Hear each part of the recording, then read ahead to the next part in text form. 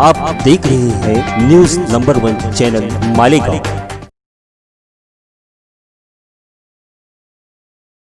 America और हिंदुस्तान के बीच में एक मुआहदा होने पे था।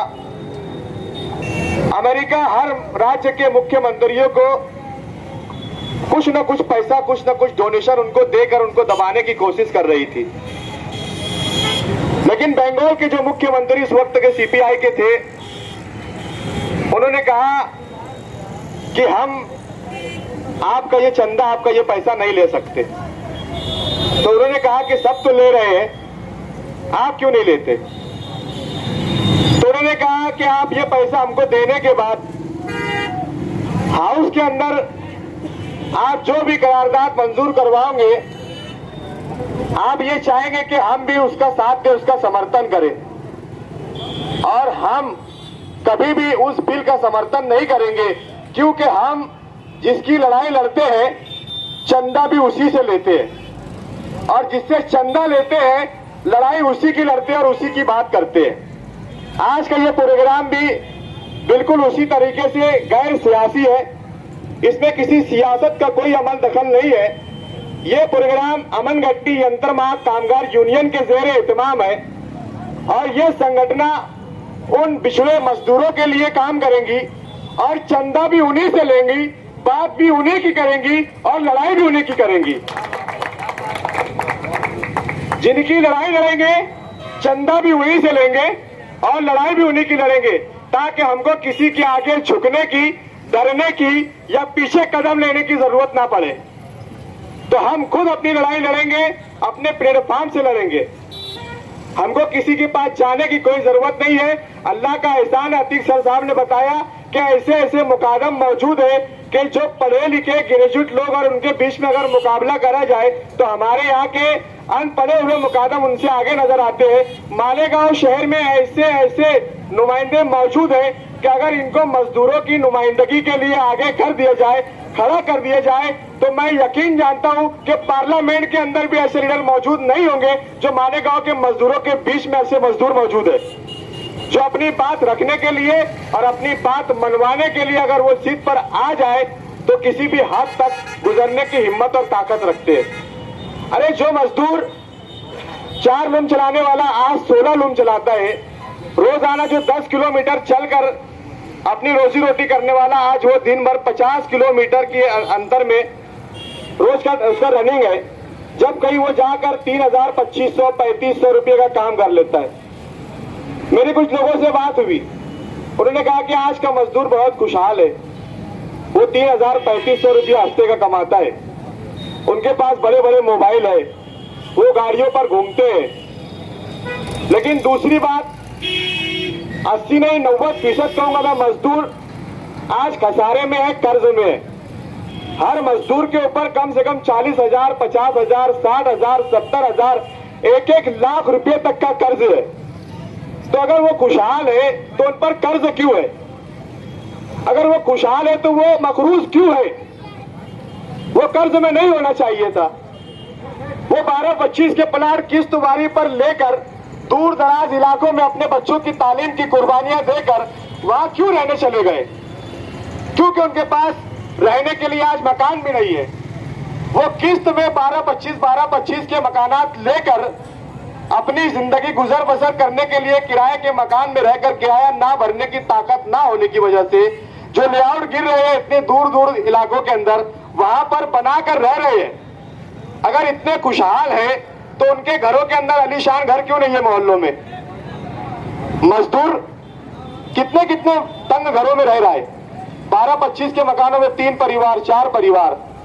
अगर वो इतना खुशहाल है तो उनके घर तो मतलब 50/100 के होना चाहिए, इतनी अगर उनकी कमाई है तो।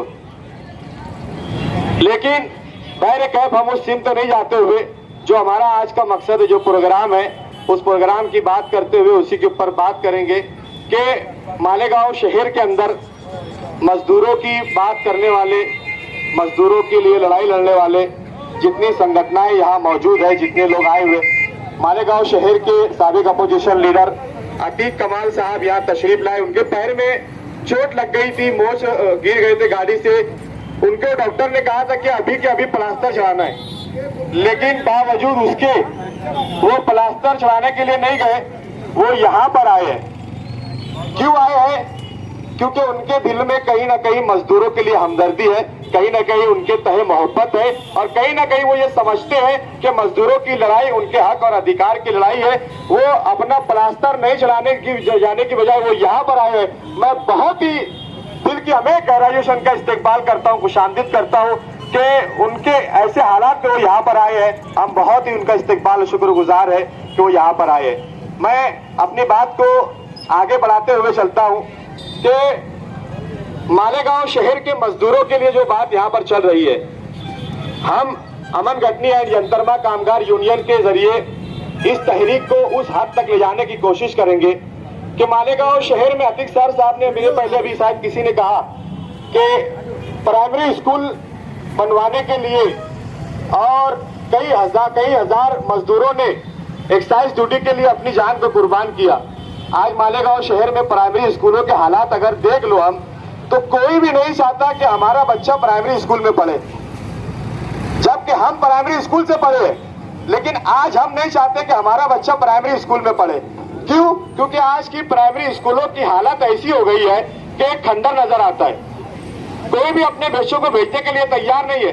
हर शख्स ये कोशिश करता है कि भले ही सेठ से कर्ज लेना पड़ जाए, आधी रोटी खाएंगे, अपने बच्चों को पढ़ाएंगे का नारा देकर वो जेटी में, एटीटी में, गर्ल्स स्कूल में, पैराडाइज में, कोई भी अच्छी नामवर स्कूल के अंदर अपने बच्चों को पढ़ाने की तालीम देने की कोशिश करता है। लेकिन वो ये कोशिश क्यों नहीं करते कि ये स्कूलें जो आज खस्ता हाल है, इसी को अच्छे ढंग से क्यों नहीं बनाया जाए और यही स्कूलों को अच्छे ढंग से तामीर किया जाए, ताकि गरीब का बच्चा भी उस स्कूल में पढ़कर, गरीब का बच्चा भी एमपीएससी करे, गरीब का बच्चा भी बीए करे, गरीब का बच्चा भी टीचर बने, गरीब का बच्चा भी डॉक्टर बने, गरीब का बच्चा भी आगे बढ़े। क्या सिर्फ गरीब का बच्चा गरीब रहेगा? जैसे नारा दिया जाए, किसान का बच्चा किसान रहेगा, मजदूर का बेटा मजदूर रहेगा, नेता का बेटा नेता रहेगा। तो क्या मालेगांव शहर के अंदर अमीरों के बच्चे बड़ी स्कूलों में पढ़ेंगे और गरीब के बच्चे प्राइमरी खस्ताहाल स्कूलों में पढ़ेंगे?